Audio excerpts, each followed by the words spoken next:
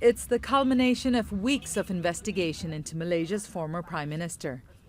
Many Malaysians watched in fascination as police conducted raids on properties linked to Najib Razak, hauling out what they said was millions of dollars in cash, boxes of luxury handbags, high-end watches and jewelry. It was all mounting evidence of what could be one of the country's biggest corruption scandals.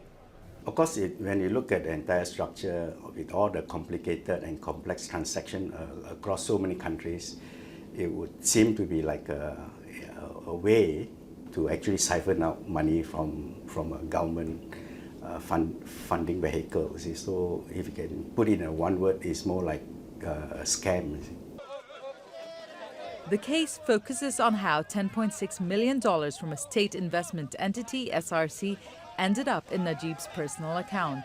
It's part of a wider investigation into the abuse and misuse of the 1MDB state fund that was started by Najib soon after he became Prime Minister in 2009. In 2015, the public learned that $4 billion had gone missing from the fund and nearly $700 million allegedly transferred into Najib's bank account. They were outraged, fearing their taxpayer money was being used to fund the lavish lifestyle of politicians, businessmen around the world, and even a Hollywood movie. Eventually, their anger was taken out on the ballot boxes in early May, denying Najib a third term in office and handing a historic defeat to his ruling UMNO party. In terms of political career, Najib is gone. Yeah? Even though in the rule of law and the spirit of justice, one is innocent until proven guilty, but in terms of the image that Najib is carrying, it's already gone.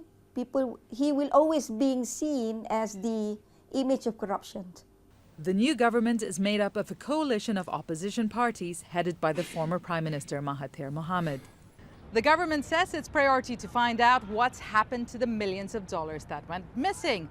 It's discovered that taxpayer money has been used to fund 1MDB's debt obligations.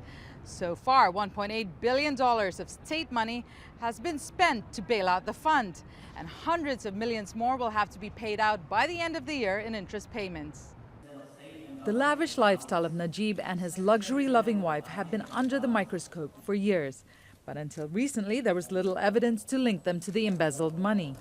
Analysts say now it's just a matter of time until the true extent of the scandal will be revealed, and more former government officials will likely face charges. Divya, Gopalan, Al Jazeera, Kuala Lumpur.